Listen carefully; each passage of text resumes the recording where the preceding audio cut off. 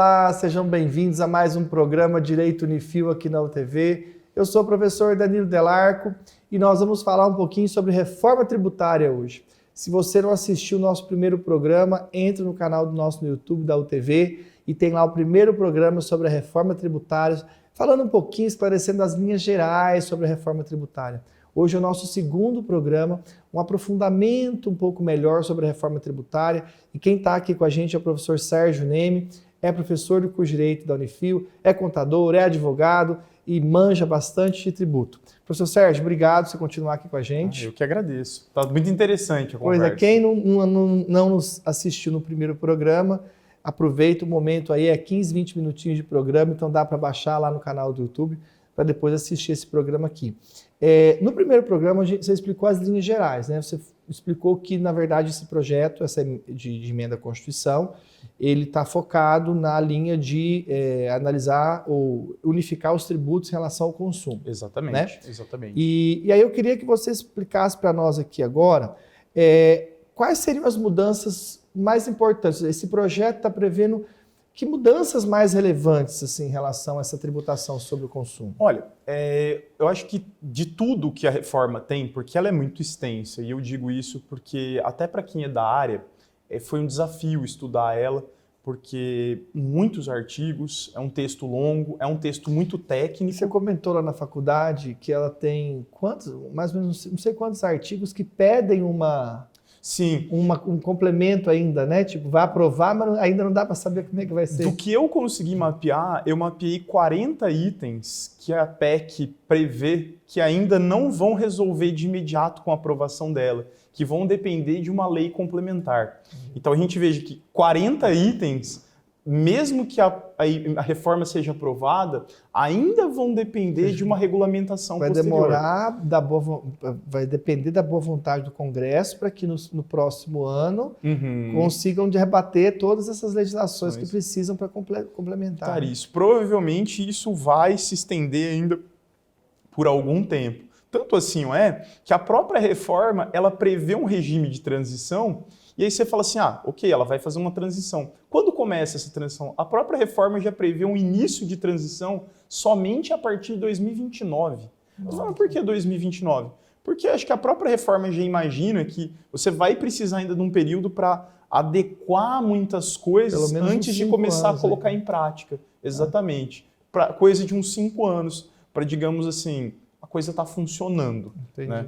Você já aprova agora, mas até conseguir ajustar tudo, deixar tudo em ordem como eles gostariam, vai demorar em torno de 5 anos. Exatamente. É uma máquina muito grande, né? A máquina estatal brasileira, ela é muito grande.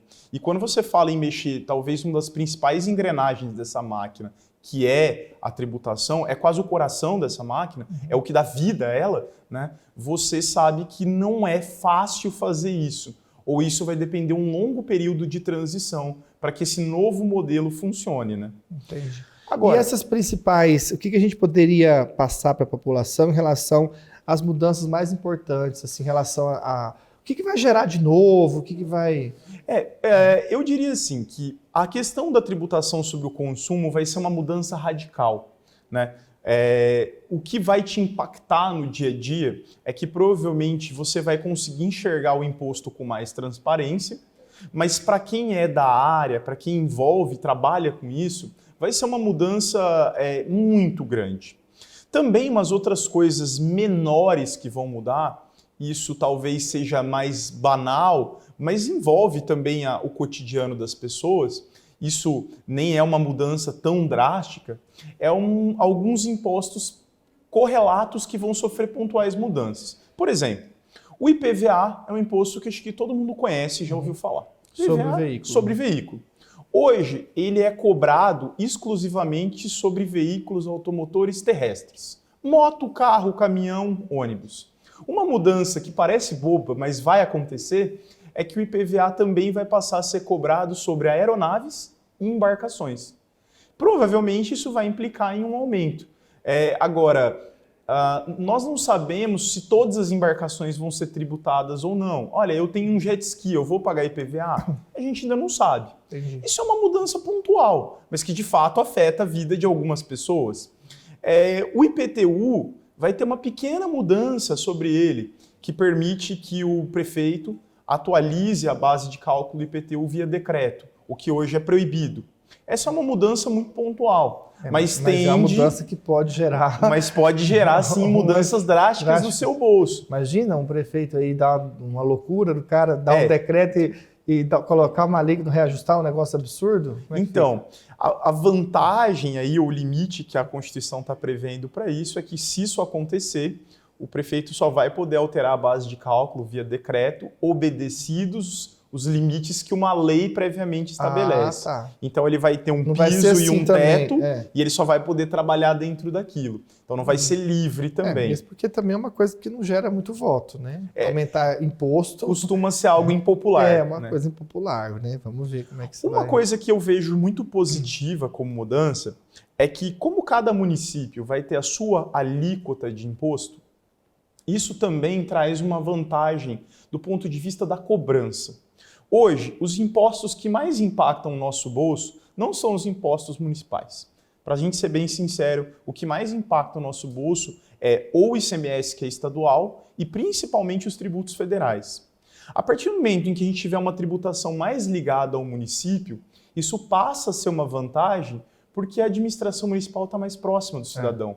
Se o seu município está cobrando uma alíquota de imposto muito cara, você tem duas opções: ou mudar de município, mas também você tem a opção como cidadão de cobrar um pouco mais a administração pública do seu município. Reclamar com o vereador em que você votou, encontrar o prefeito e reclamar disso. Isso pode ser, a médio e longo prazo, uma vantagem. Uma vantagem que vai permitir que a população se envolva mais com isso. Hoje é muito distante. Hoje você não tem como reclamar disso em Brasília. É algo inviável, né? E eu vejo isso como uma dessas mudanças que talvez vai ser positiva para o sistema. E aí, no caso, igual você explicou no programa anterior, alguns tributos vão ser, então, consolidados. Talvez seja uma das principais inovações isso. Você unificar tributos em um só. Exatamente. Né? A principal, se a gente pudesse apontar assim, qual que é a principal? Eu diria, olha, a principal mudança é a unificação de vários tributos. Especialmente a criação de um imposto novo, que vai se chamar IBS, Imposto sobre Bens e Serviços, que vai servir para extinguir um imposto municipal e um imposto estadual. E em vez de ter dois, a gente vai ter um só. E principalmente... Em vez de ter o ICMS e o ISS, vai ter só o IBS. Mas a vantagem também mora num fato de que esse IBS ele vai ter regras comuns para todo o Brasil. E esse hoje é um grande desafio. Como hoje você tem o ICMS de cada estado, você basicamente hoje tem regras nos 27 entes federados. Então você não tem um ICMS, você tem 27. Você imagina uma empresa que tem filiais em todo o Brasil. Ela está sujeita a uma legislação diferente para cada estado. Ou, pior, uma prestadora de serviço que tem em vários municípios. Para cada município ela tem uma lei própria. E isso pretensamente vai acabar, criando uma lei única a nível federal que cria regras iguais de qualquer município, do pequeno ao grande, do maior estado ao menor estado. Todos eles vão ter uma legislação unificada. Então, ainda que não haja uma mesma alíquota para todos os entes, vai ter uma regra e que vai facilitar principalmente para o empresário, para o prestador de serviço, para que ele possa até conseguir entender a tributação de cada local. Né? Exatamente. Isso facilita, inclusive, a gestão, porque você tem uma gestão tributária para as empresas aí que vai poder ser a mesma para todo o Brasil. Entendi. Você não precisa criar uma estratégia tributária para o estado A, para o estado B, para o estado C, e mesmo também acabar com essa discussão de compensa vir para o estado A ou para o estado B. Se a legislação for a mesma, a princípio, a regra vai ser a mesma em todos os estados. Né? Muito bom. Pessoal, a gente vai chamar o nosso intervalinho, nosso break, não sai daí, volta já. A gente volta já com mais informação sobre a reforma tributária.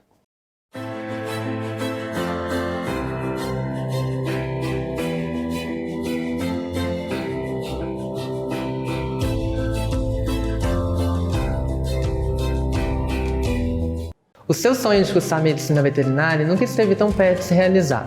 Vem comigo que eu vou te contar um pouquinho sobre o nosso curso. Aqui na Unifil, além das aulas teóricas, os alunos têm a oportunidade de aprender na prática. Não é demais? Olha só! Aulas ministradas em laboratórios próprios no Hospital Veterinário da Unifil, considerado um dos melhores da região por sua excelente estrutura e modernidade. Os professores, em sua grande maioria, são mestres e doutores e se tornam grandes parceiros durante os 5 anos de curso. Direcionam estudos, projetos de pesquisa, supervisionam o estágio e nos preparam para as diferentes áreas de atuação no mercado de trabalho. Prazer, sou o André. Fiz graduação, pós-graduação e residência na Unifil. Hoje continuo minha história aqui, como médico veterinário no HV da Unifil. Venha você também realizar seu sonho aqui. E você perdeu algum de nossos programas? Não tem problema não, assista de onde você estiver através do nosso canal no YouTube, o TV Londrina, o TV mais perto de você.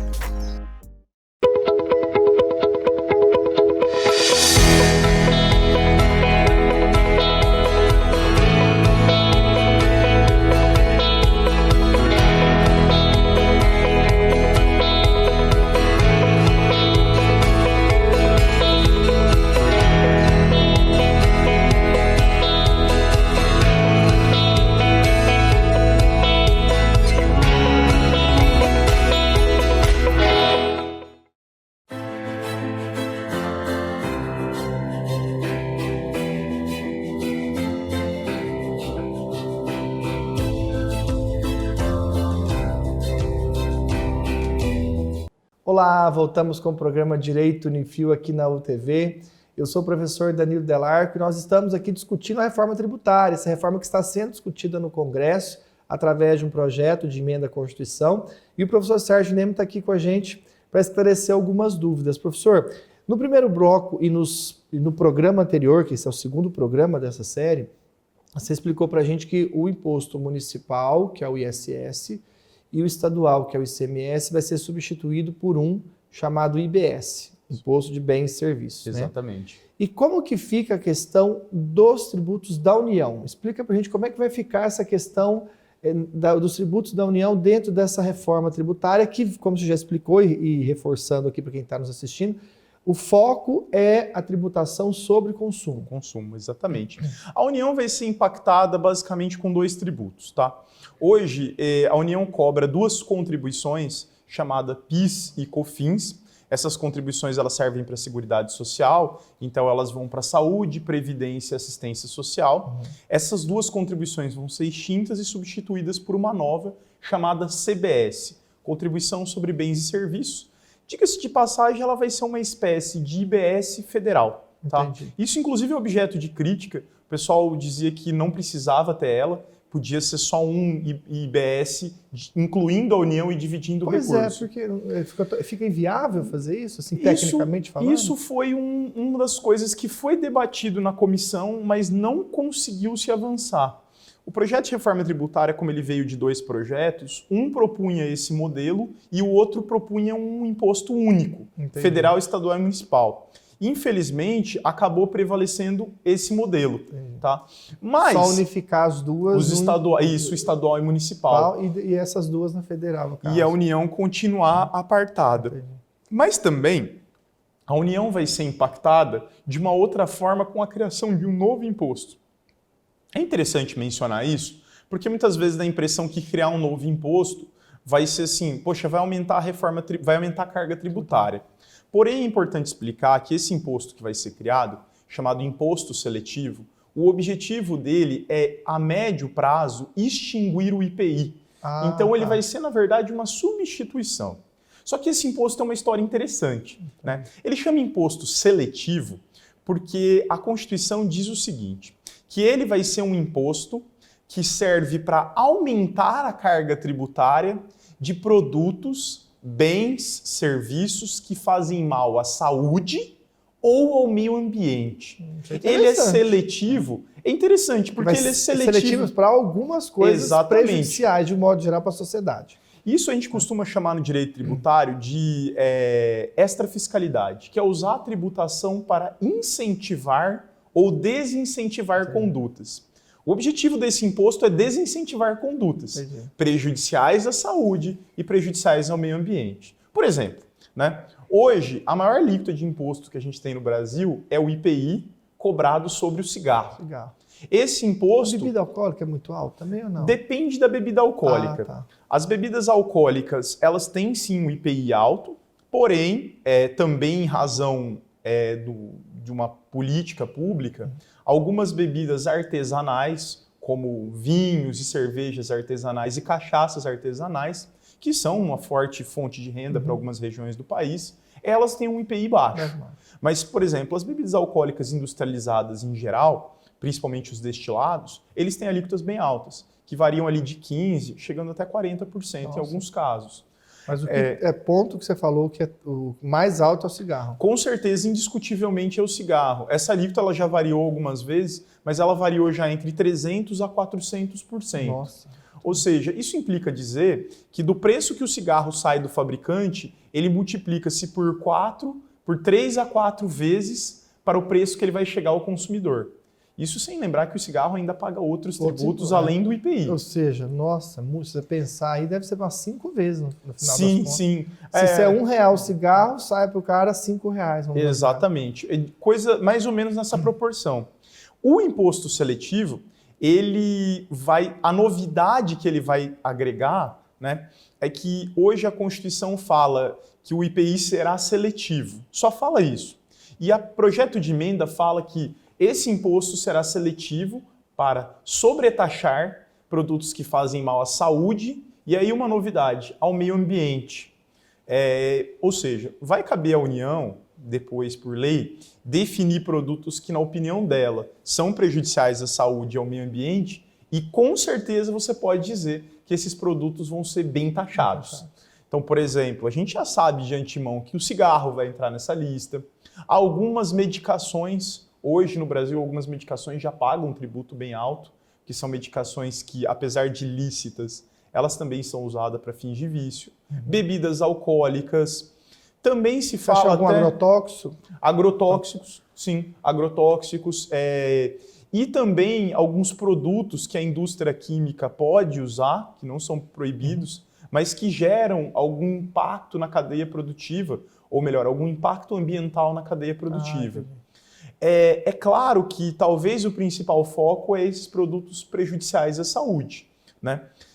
Inclusive é interessante mencionar que esse imposto também pode ser cobrado sobre serviços e prevê-se a possibilidade de tributar serviços prejudiciais à saúde. Você fala assim, mas o que, por exemplo?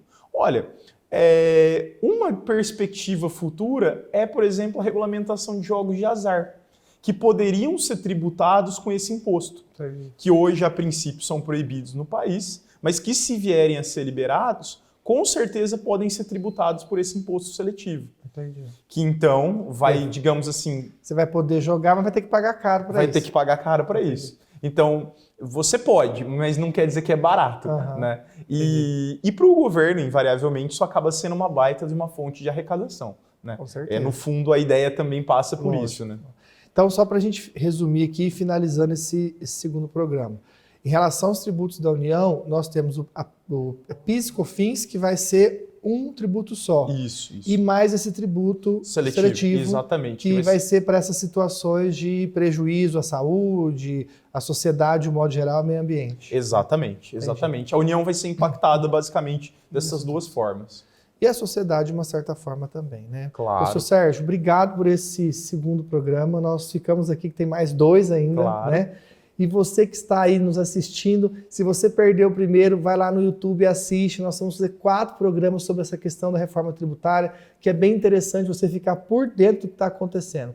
Muito obrigado pela sua audiência e não se esqueça, pós-graduação é na Unifil. Nós temos várias pós-graduações na área do direito civil, direito do trabalho, direito penal, direito previdenciário, direito imobiliário, notarial, perícias, ou seja, um leque de opções que cabe no teu bolso e a qualidade você já conhece. Até mais, Deus abençoe, continue na nossa programação.